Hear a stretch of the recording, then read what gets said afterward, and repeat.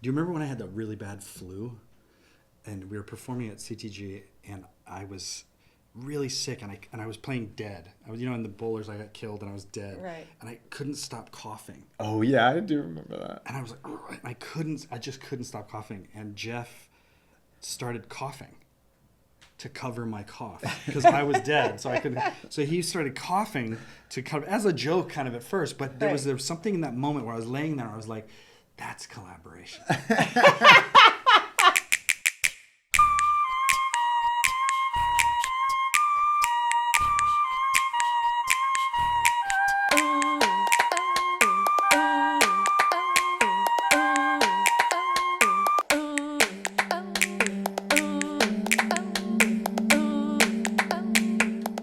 Welcome, friends. I'm Kristen Marting, and this is Torches. Today we have creators Trey Lyford and Geoff Sobelle. Both are directors and performers who began collaborating in Philly and whose work together and separately has continued on to New York City, all over the country and the world. I am very excited to speak with them today. Welcome, Geoff and Trey. Thank you very much. Yay. So, how did you come to be in the world of downtown performance? Trey? Oh, really? No, I mean, I because guess of so. you, I think. Well, I came, I had some interactions with it kind of through undergrad, and then ended up here after graduate school. And we were, I was working with a few people here and there, but the first project was, first big project I did here was when we did Dead Tech at the old Spice Factory next to, and that was the beginning. And then when we started getting engaged, Geoff and I had a kind of separate relationship through the Philadelphia scene. And then I applied for the Harp residency. And that was the real kind of beginning, kind of the placeholder for us to really make work and give us a motivation for that. That was, and that's kind of where it began. I also had some interactions early on with a director named Noel Salzman. Did you ever know Noel? Yeah, of course. A brilliant director who I don't think is in theater anymore, but we did some really crazy stuff. I was trying to remember if did Here ever exist on like 23rd or something? No. What was that space on like 20th and anyway? There's a small tiny, the theater was like Cell? this. The Cell? No, this was long ago. 25, 30 years ago. But anyway, that stumped me. Yeah, we'll have to figure it out. It was Danceteria on 20th Street. It was a tiny basement little theater. There was pillars, of course, and low ceilings and dressing rooms and one toilet, and it was very typical. Oh man. Yeah, we performed once to one person, which was. That sounds about Yes. right. Yeah. Right. Can you talk about a philosophy? Is there a philosophy that grounds your work, individually or together? Do you have a philosophy? Yeah, I do have a philosophy of work. I like to make things in a way that, in the way that you might make a practical joke towards somebody. And I think that has actually guided my practice to some degree. Uh-huh. So I think a lot about surprise and something that is going to tickle me as much as I hope it will tickle the audience. I have a background in magic, and I think there's something about whether magic shares that or I have that because of being a child magician. I don't really know, but there's this sort of feeling that you have of like the trick sort of burning a hole in your pocket, and you're like, can't wait to deploy the thing. And even while you're like doing one thing, you're actually thinking of the other thing that's going to come around. I just love that. And I feel like there's an energy inside of that mechanism that is fruitful somehow. So somehow it seems like a practical joke. Yeah, for sure. And like things aren't always what they seem is a thing that's in magic a lot that we think about. Like how do we set up one thing that's true and then make it switch itself, But also I think there's in alignment with that is a real connection to presence with an audience. That it's very hard for us to be making a show and not think, and they're there, that they're a part of this experience. And so we're often creating in the room. There's not a fourth wall. there's a collective experience, and it might have a fourth wall kind of thing that comes and goes, but it's very much about that kind of human interaction, which I think comes from our clown stuff, but just the vulnerability and presence with an audience, like that you want to activate that sense of being alive in the space with people versus kind of like, oh, you're going to sit there and fall asleep and we're going to do a thing. Like, it's like, if you're falling asleep, we're going to come and say hi, you know? But that kind of, that devotion to that kind of porous interaction with an audience was something I think that always was a part of our like the blood of what we did, rather than like, oh, this is an idea. It was like, we would try and we're like, I can't, that has to be in the room. Mm-hmm. Yeah. And maybe because of that, something about improvisation, that the work's made through improvisation. Not to say that there's not some work that predates that or helps that along or prepares for such a thing, but improvisation and using whatever's in the room. So there's a little bit of scrappiness, or like, oh, there's that idea, why don't we just use that and put that together with whatever we have here. And then in performance, definitely also room for improvisation. That always has stayed alive. Mm-hmm. And I think always in your work, there's this humor. I mean, sometimes you're laughing so hard you can barely stay in your seat, but there's also like a pathos, and there's a humanity, and there's a vulnerability. Do you want to talk about how you guys find that inside the humor, and what you think, how the relationship to the audience helps with that maybe? Yeah, I mean, to me, you can't have the humor without the pathos. Like there can be things that are surface and they're very, rhythmic or dynamic or just bits that are funny, but at the core of the relationships with the audience and also with each other, but just at the soul of the creations you're making, there has to be some piece of a human that is like reaching out, saying, help me, I need some love here, or I need some existence to matter. And I think that allows people to kind of get stuck in both places. You can get drawn in, and then, a laugh can break that. And I think it is a huge part of clown too, good clown. Clown that's like, oh, there's something on the line. There's something that matters, and there's a certain need there that we feel, so that there's a humanity at the center of the humor. It's not just, shtick. Yeah.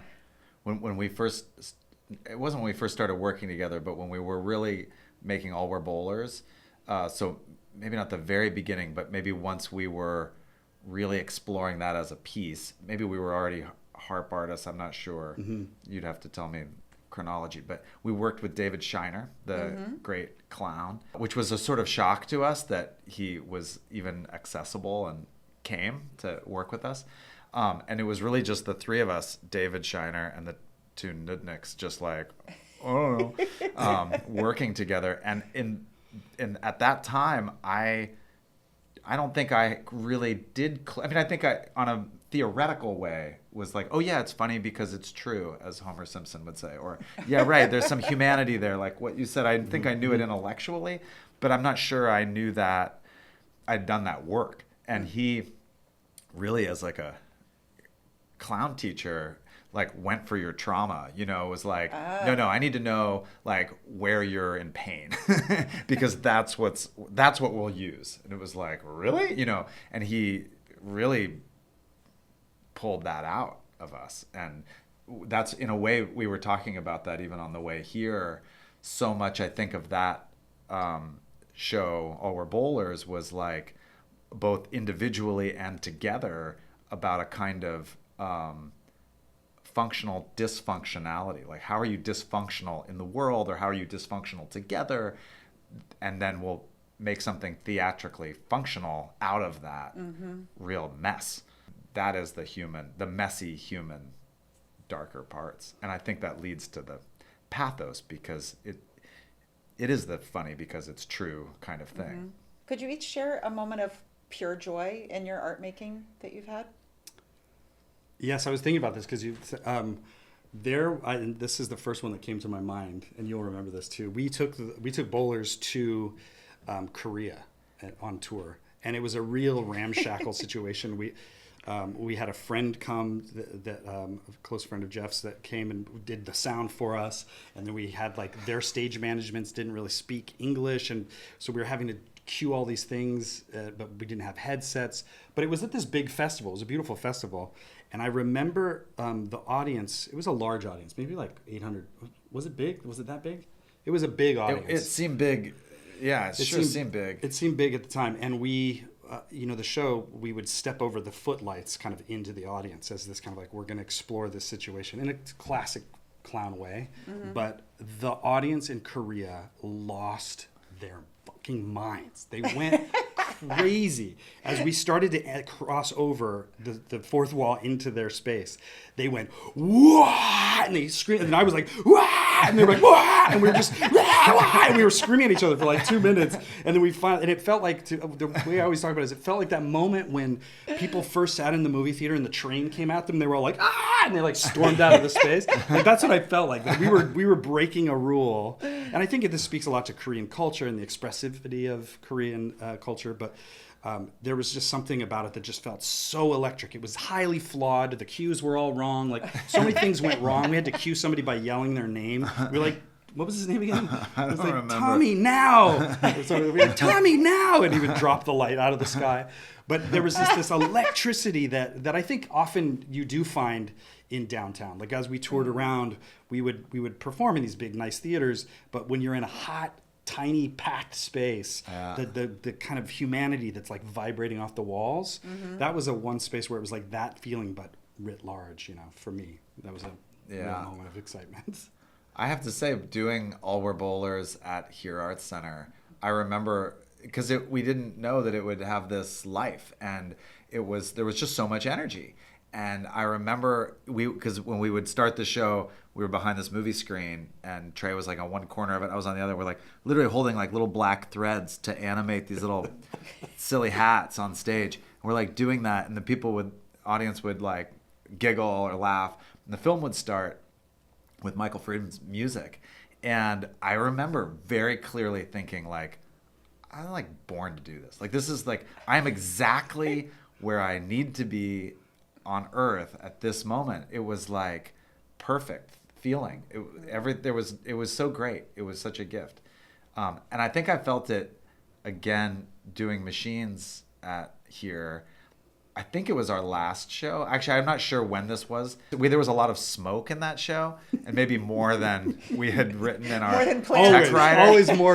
We're blowing equity. But they were also like, those machines were just shit, and everything was a disaster. And there was like the lights were going, but you couldn't tell which was the lights from the set and which was the actual smoke alarm lights, and you didn't tell. And then the fire department came into the room. Do you remember that? And they were like all these dudes with like their big yellow coats, and they were so confused, but we were confused, and I was just like, this is fantastic. Like I don't know what was the audience like who brought those guys. They must have been. Oh yeah, no, the audience was. It was the final cue. It was like the world was falling apart. Yeah, and like the back walls had come in. We didn't have the money to hire those firemen, but that was like perfect. Yes, perfect. I know they just made the perfect entrance.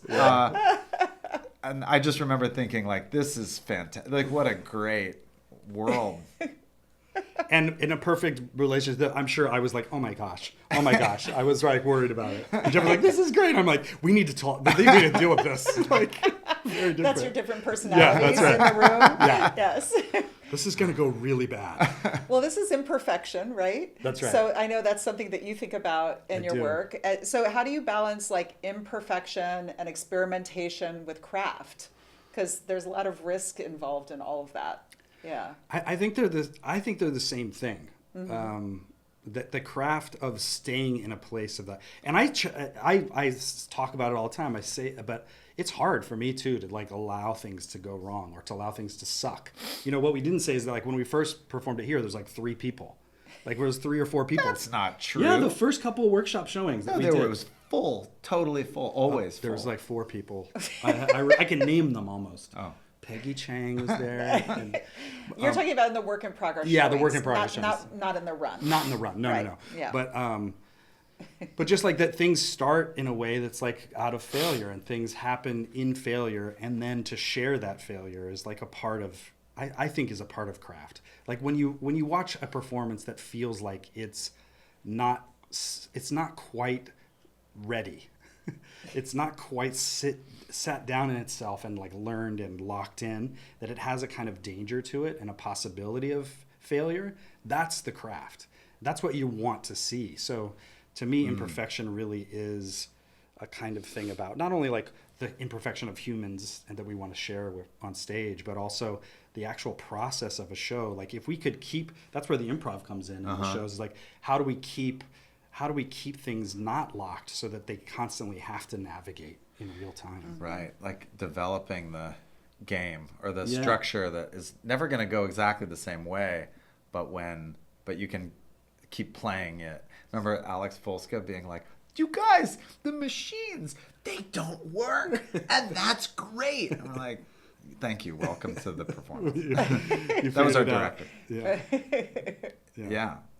Oh yeah, Machines is a perfect example of that. Like the whole show Geoff had developed it first with Quinn and they realized early on like the failure of the Machines was the show, not the success of the Machines. They were getting really upset about the success of it, and then somebody came and said, no, it needs to be, you're celebrating all of those times that the banana does. Oh, that's another moment of joy when the banana would not go in the box and you were manipulating it to not, but the audience just thought you were trying to get the orange juice into the box, just on this pendulum, swinging it across and trying to do this one stupid thing.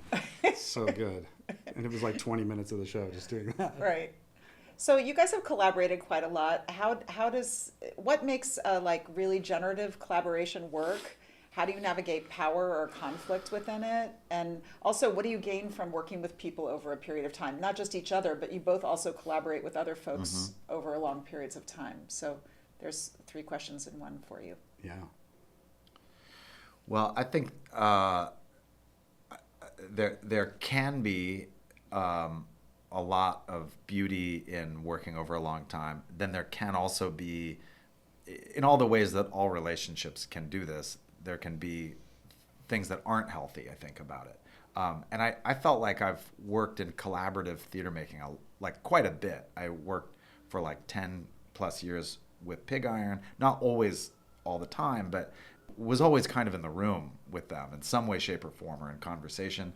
And we worked together, and then we also worked together with other people, designers. And I feel like I kind of feel like this way with in all collaboration, that it works the best when people are asked to do something that is not fully in their comfort zone, and that they're not necessarily, it's like what they're not always hired to do.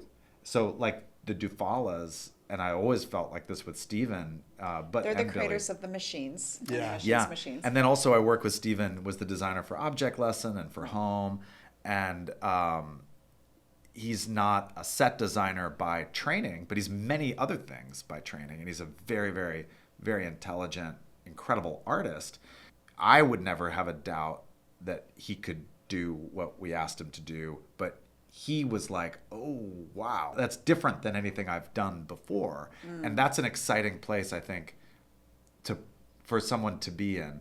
And I think that's where we found each other in a way. Like you had spent you you were like out of graduate school and doing a lot of like theater, and in a way not that it was you had done it before, but I'm not sure you had helmed really your own piece. Yeah, no. You had worked with Pig Iron and done like made stuff out of scratch, but not where it was like on you. Yeah.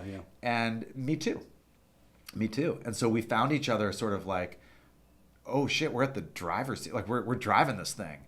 And that was so thrilling. And I remember us being like at the cafe and here and like figuring out like not just how to make it, but how to produce it and how to raise money and how to do all the stuff and build the structure for it. And that was very, very exciting. And I think that was a part of like, we had confidence in each other's ability as people, but we didn't yet have any kind of track record.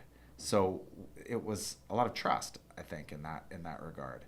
On the flip side, and I wouldn't say this with Trey, but other folks I have collaborated with, sometimes things can calcify, or you feel like, well, we've done this so much, there's a kind of like, well, that should just be easy, or they should know what I'm thinking right now, or something like that, where then things are taken for granted.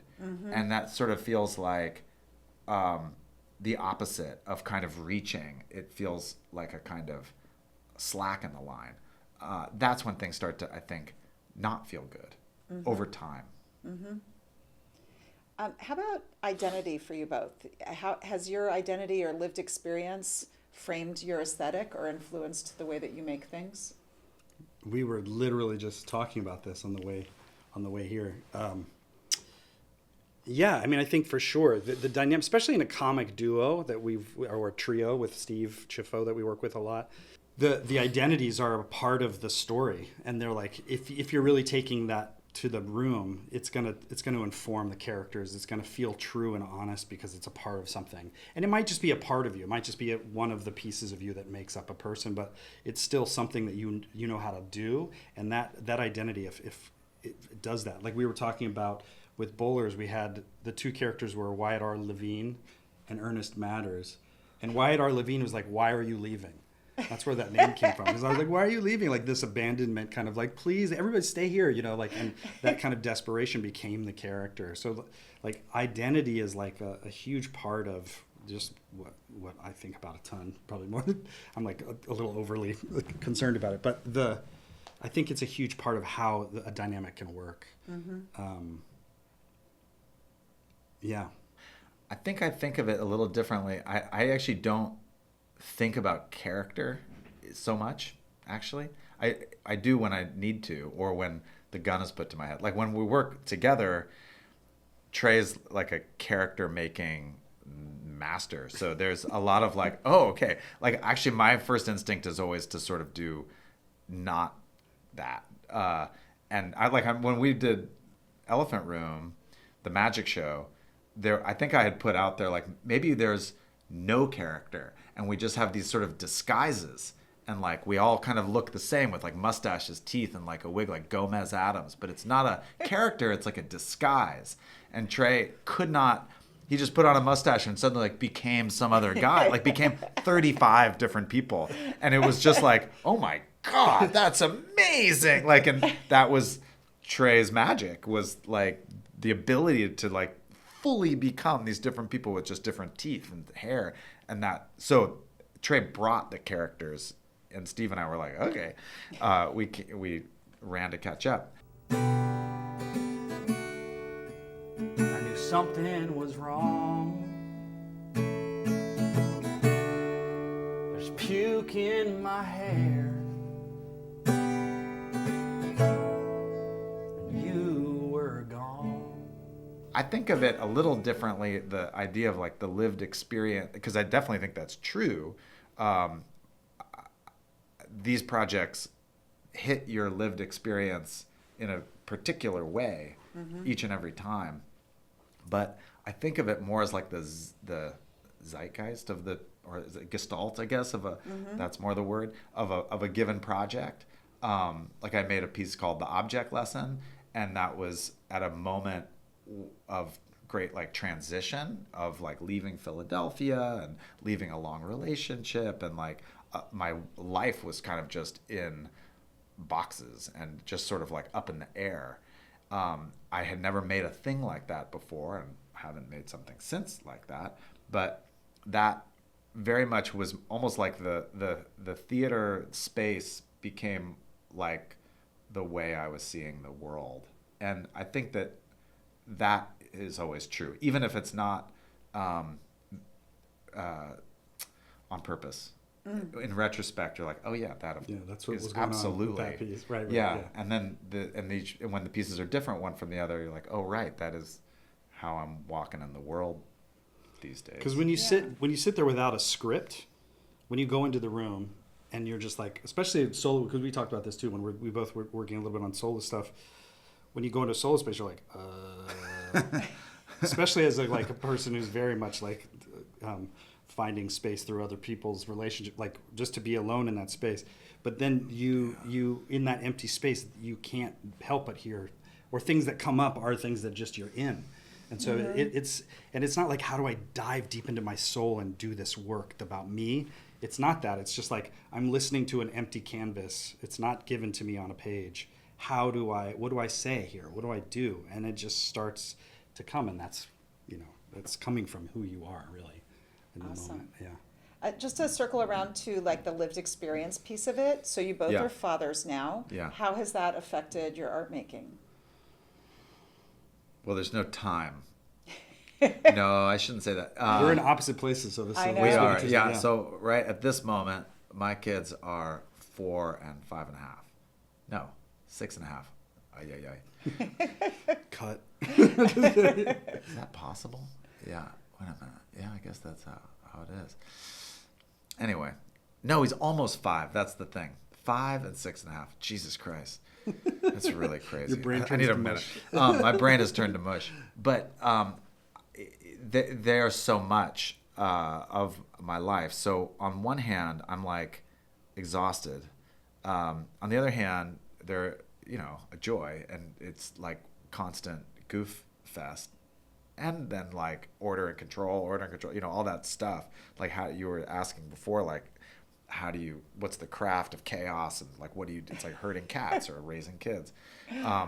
That I don't, right now I'm working on this crazy clown show, and I actually don't feel that different from like, I leave one clown show and I go to the other clown show, and I'm not sure which one's crazier or which one's like more ungainly, and it all kind of feels like the same mess. I have less time to sit and just sort of like allow things to kind of I have to know that there some kind of absorption is like happening while I'm sleeping or something. I just have less time to put it all together.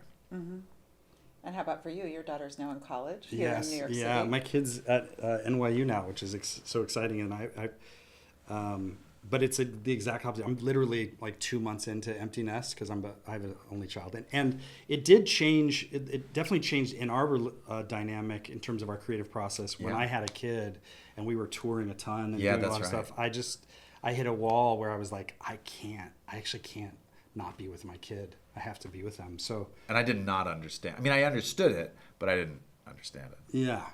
So we've been in very different spots.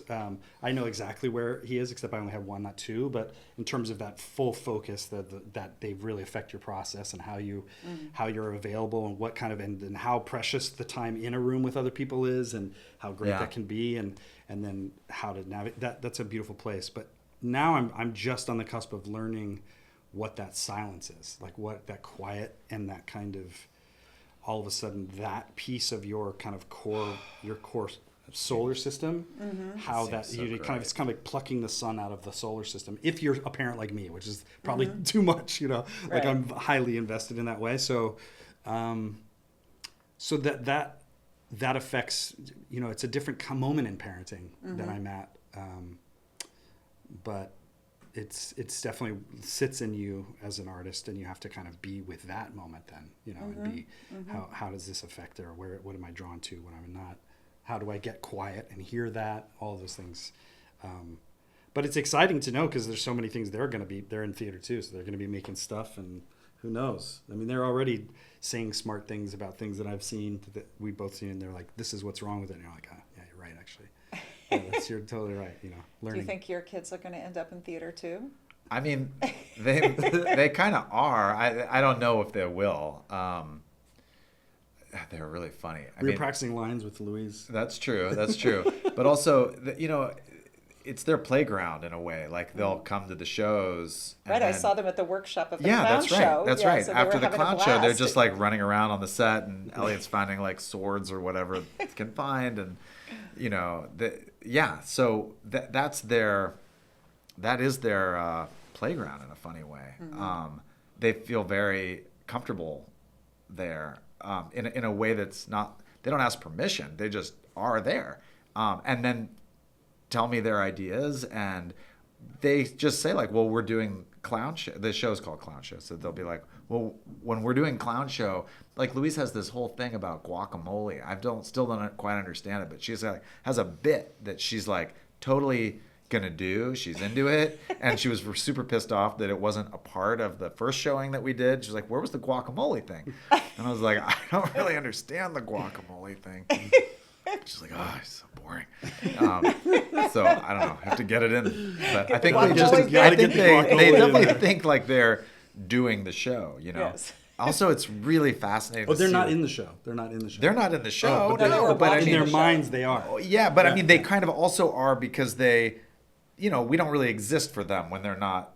When they're going to school and stuff, we might as well just be hanging on a wall somewhere. Then the show begins when they come in and they see a workshop. Like maybe we were doing something to prepare for it, something boring. But now that we're all there together, at the end of it, they run on stage and are still like goofing around, and that's the clown show.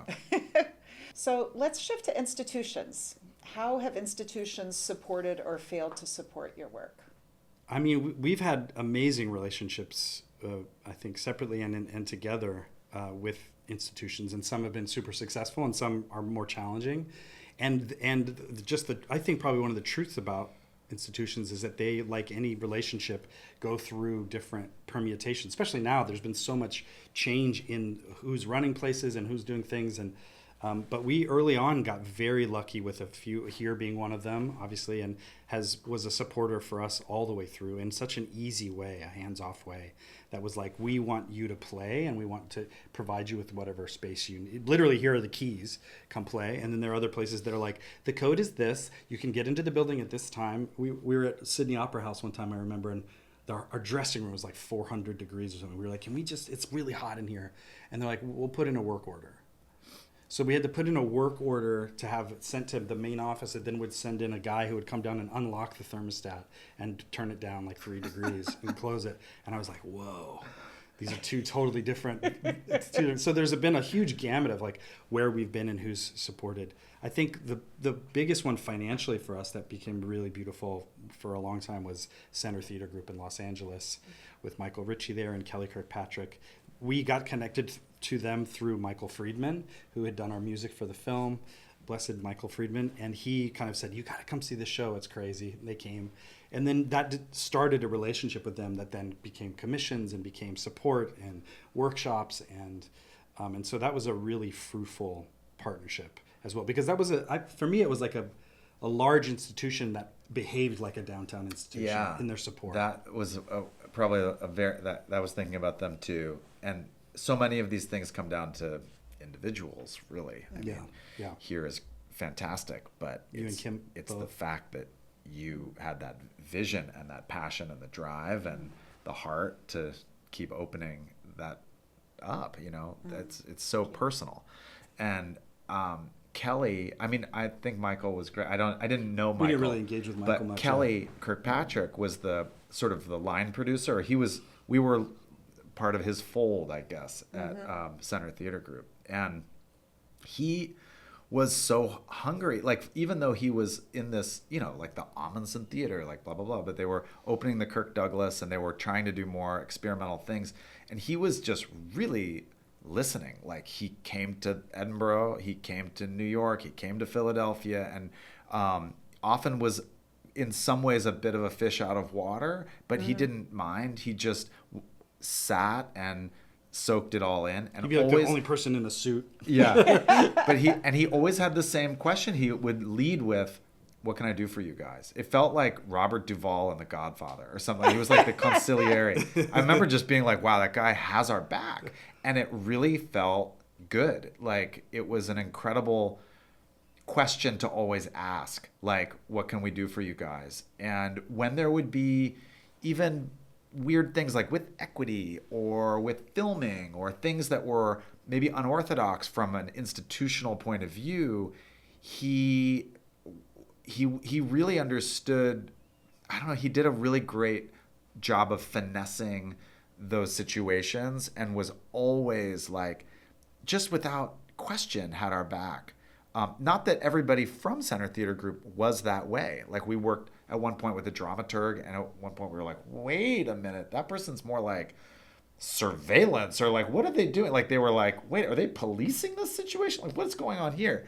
But that was never the case with Kelly.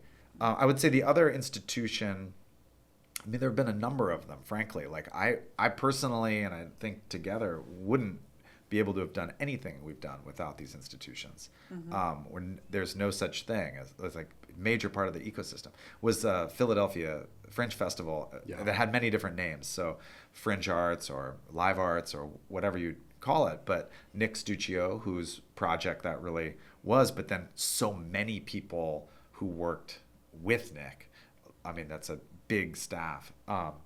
And it's just all of the pieces that we made together and I've made since and before, like whatever, with Pig Iron, all premiered there. And that kind of, it was again a kind of trust, like a level of trust and a relationship like with you and like with Kelly that was not about any one given project. It really was about a relationship of like presenter or institution builder, whatever that person is, and the artist, and that they were seeing both the value of for the ecosystem at large, for the artist in particular, like they were understanding, you were understanding how those things all fit in a healthy way.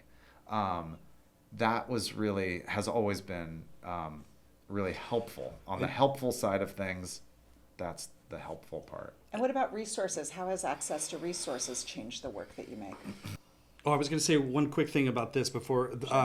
One of the things that I think made Nick Stuccio so special at FringeArts was that he was one of the few institutions, you know, again, it's about, I think I agree with you, it's totally about personal stuff, that was willing to take risks on shows before they were fully realized. A lot of places, understandably, presenters and institutions are in a really hard thing of balance between audience and artist and how to and money and artist and all of that. But he was able to kind of say, even if this thing is still finding, I don't know exactly what it is yet, but I'm gonna put it on the bill. It's gonna happen. And that kind of gift to artists where it says you are having a show and also we're gonna support you in that journey. And even if things aren't perfect, we're still gonna stand behind it.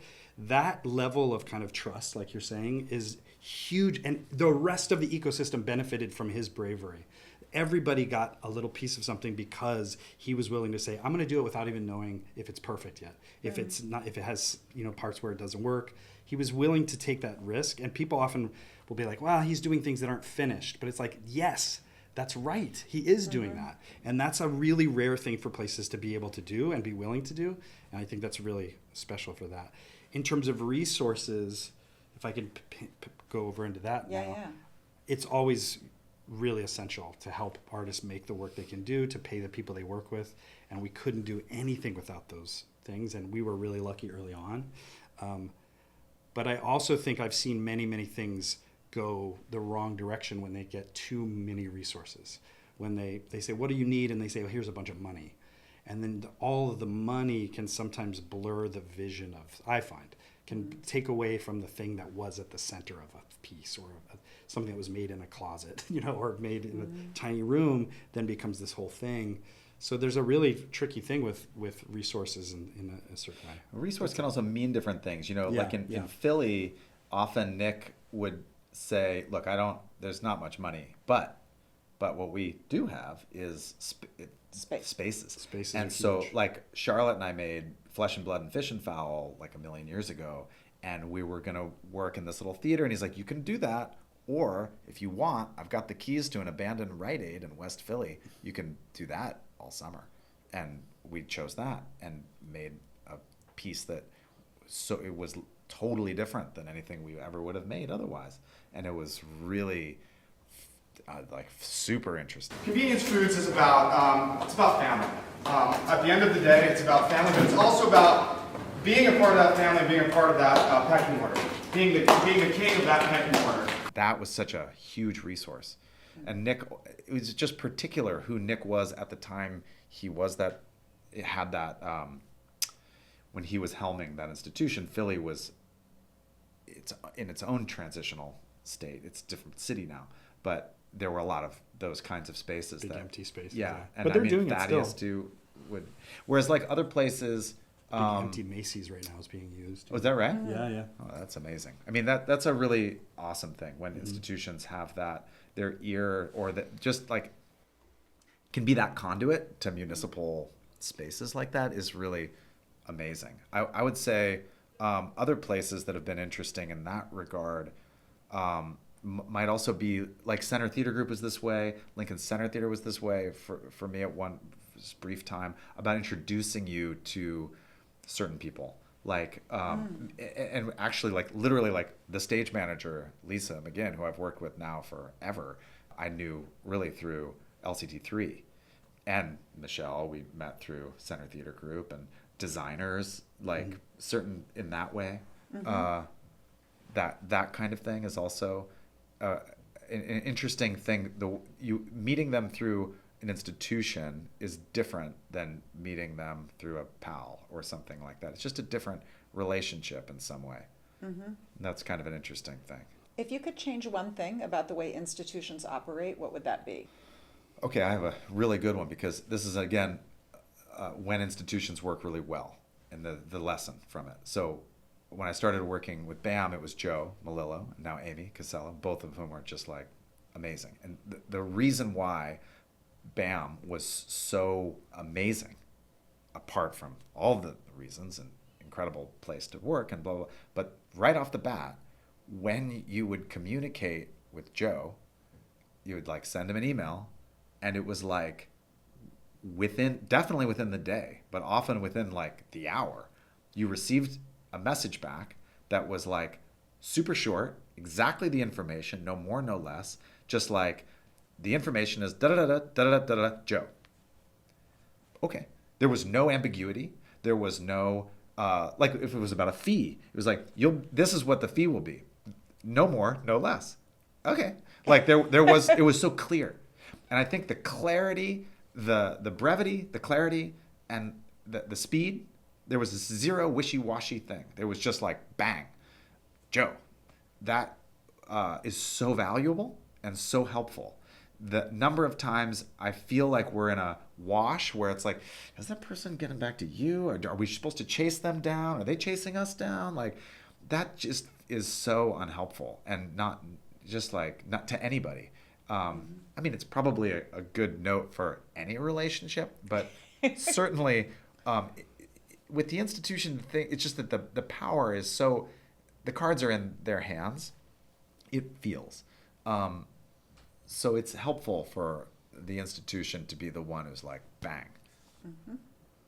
I also think there's this thing that Geoff had mentioned about resources, like there's different types of resources.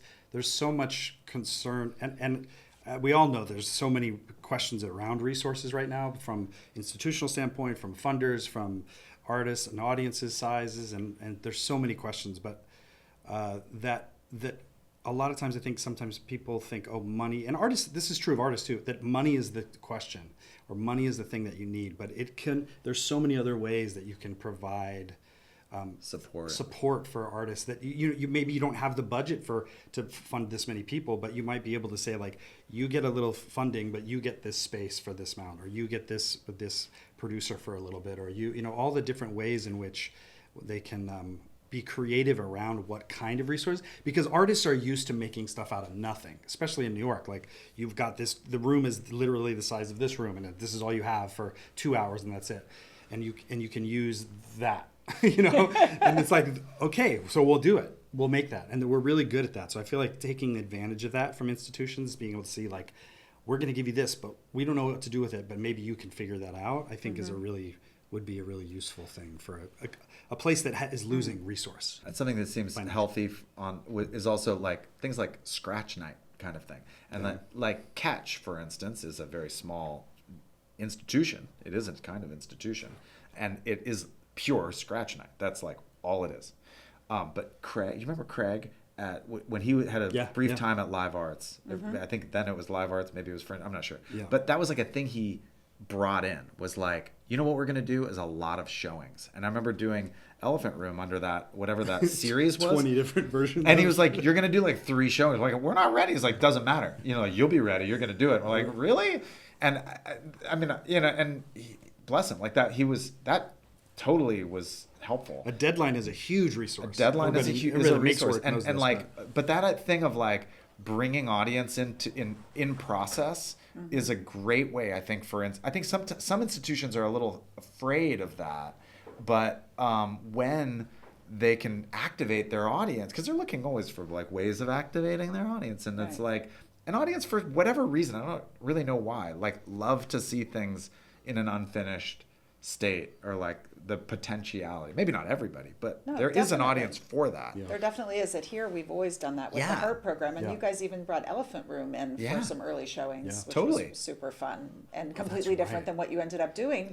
Nothing to do with it. We'd made so many things without so many things, but what people don't realize is like they didn't end up in the piece. Millions of hours of work done that were not in the piece, but it lives in the piece. Like the energy we put into that, the time we spent in those characters, the time we unlocked magic tricks, like that stuff lives in the I remember this. You remember this? We were leaning on the pillars, and we were vanishing notes back and forth between. It was like a totally different world, but yeah. Mark Bamoudi Joseph recently asked, how do we create conditions for artists to guide us forward to the other side of fear? Do you guys have thoughts about that? We're in quite a time in America right now. How do we help artists navigate fear, or help us? Help us. The field is in trouble. The country's in trouble. How can we look to artists to help us get to the other side of that? Do you have thoughts? Yeah, just get up and do the thing. Yeah. And actually, you don't. We need money to live. We need money to do the best that we can. We need space to do all of that stuff. But at the end of the day, it's like a person crossing a space is performance, right? Like you can go back to that just basic definition from Peter Brook, like, right? That's all you really need is people up and moving. And that is a kind of activation. That is a kind of activism. Just people up, moving, bring your joy, bring your music, just get up and do it. Don't not do it, I think, is the most simple thing.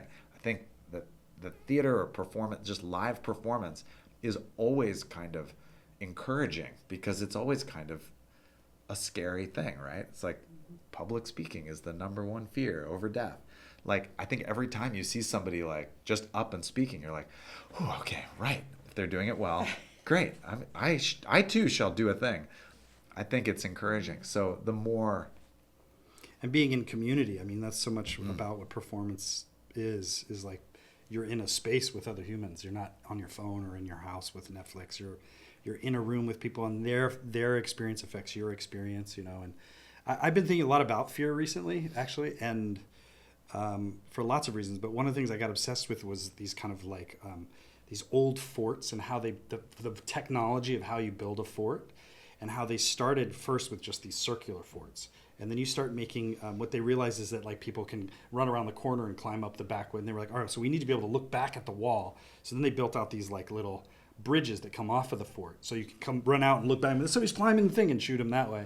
And then they said, well, that's not good enough. So then they made these arrows. So basically like bastion forts are these like star-shaped things with these arrows that come out. And they're all the different... studying forts? Yeah. That's awesome. So there's like all these different ways that you can get to the edges of the fort to see all the angles of attack.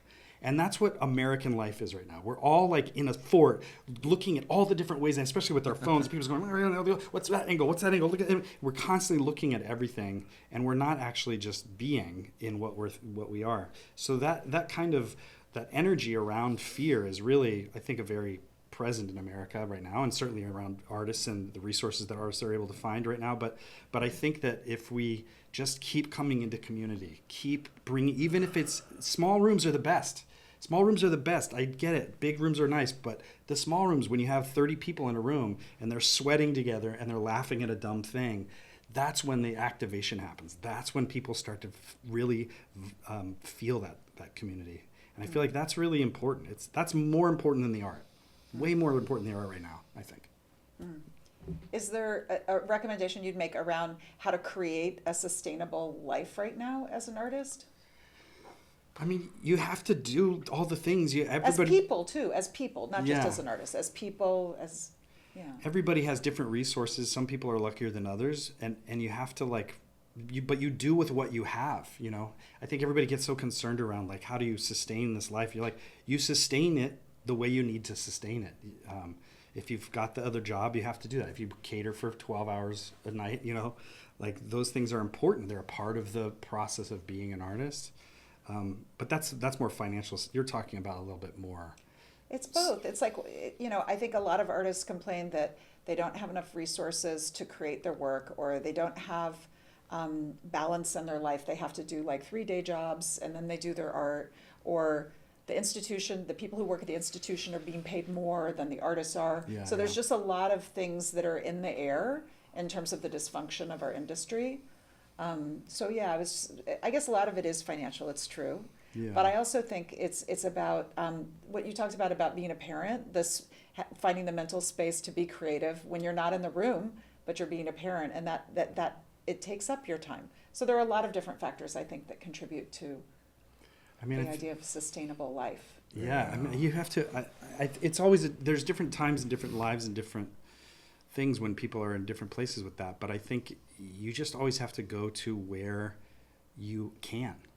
You go to where you can. So if you only have your living room and an hour every night, so then make that space for yourself to start to begin something, and with a chair. You have a chair and an idea. That's it. Or you just have a pair of pants. And then you and then you start. That's the only way you can, because what else is there to do? It's making art is scary. It's terrifying to get in front of people and suck. So yes, all of those things are great reasons to not do it. Everything is a great reason to not do it. You can find thousands and billions of reasons to say like, well, I don't get this, and that other person gets this, and this person's privileged, and this person's this, and this. And that's all true. I'm not saying that's not true, but it's also, but what do you have? Start with what you have in the room. When we get rooms that are clean, you go to a fancy place and they're like, this is the rehearsal room, and it's like windows and like doors and it's clean. It's like, But when we had a studio for a short while at Girard College, which was literally they condemned the building, I think, but it's like falling down glass and like chipped paint. Jeff had this space and we would go play in it. It was great. It was just like, what is this weird piece of window? Oh, great. We would just find what's there. Squirrel who drowned in the trash It's can. a dead squirrel who drowned in the trash Play with can. that. Oh, great. Look That's at this character. great. So sometimes you're in rooms where you get a lot and sometimes you're in rooms where you get nothing, but you have to first start with like what's in the room. Bill Oren talks about this. Like you walk into, as a clown, he walks into the room. He's like, where can I get into trouble? That's his first thought. He enters the room. He's like, what can I trip over? What can cause that pillow is going to be an issue? So it's like, what's in the room? You have to start there. I don't know. I'm thinking, as we're talking too, I recognize too, like, I definitely am talking from a place of privilege. I live at the West Beth, and I have a very, very reasonable rent in a place that's a beautiful place to live. I think that's contributed to my ability to be in this field too. I have this 100%. rent-stabilized apartment that was my family apartment, and my mom moved, and I got to keep the rent-stabilized apartment that we're sitting in right now. Yeah. I am lucky. Like I don't have debt, and I don't have like ice breathing down my back. And I'm a white guy, like so straight white man. Like I recognize all of those things. Like I'm not in the bullseye. So it's easy to talk about, like the biggest thing is like, oh, where will I find the time, or where will I find the money? Oh, well, we don't always need the time or the money. While that's true, like I recognize, like I just don't even have a life experience to say like how to like go to that performance space when I'm worried about leaving the house. Like I just can't speak to that, frankly. And we are living in that time where like that always seemed somehow like a romantic thing from like a movie about the Gestapo or some crazy thing, like and it's really real, and it's fucking crazy. It's fucked up, and it's really cruel and unimaginative and a disaster. So that is like where we're living. And I still say somehow bring them to you then. And you've still got to like put a foot in front of the other and make, you know. How do you define success now, and has that changed over your careers? We've been lucky to be in a lot of rooms, but to me, the small room, the room that who you're with, I think it was Andre DeShields that said, like, stay with people whose eyes light up when you see them. That is, to me, success. Like, if I'm in a room, no matter which little theater it's at or if it's at a big thing or a small thing, like, if I walk into the room and people are like, hey, I'm like, yes, that's success to me. Like, that's what it is to be in this world. Again, that's just where it is for me now. I think earlier on, it was kind of like, how do we get seen? How do we get heard? How do we, and we were lucky in a lot of ways like that. So now it's kind of like, how do I stay in a space with people that give me that sense? Yeah. Like currently, like right now, I'm working on this clown show. It's a fairly large group of people, and myself included. Nobody's like makes their bread and butter as a clown, and that's scary and it's crazy and all that stuff. But seeing them light up themselves after an audience comes and kind of like, oh my God, like that worked, you know, like that actually that was fun, you know. That speaks to that thing of like collaborators reaching, you know, trying to reach for something that they aren't naturally or like didn't think they would do.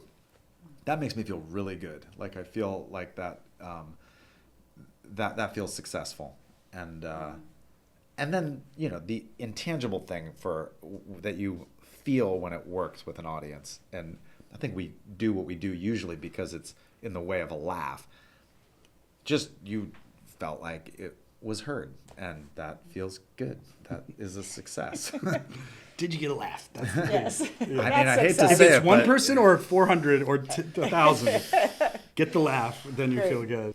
Thank you both so much for doing this. Thank you for doing this. Really appreciate it. thanks, Kristen. Thanks to HowlRound for hosting us, and we hope you'll come see more of Torches.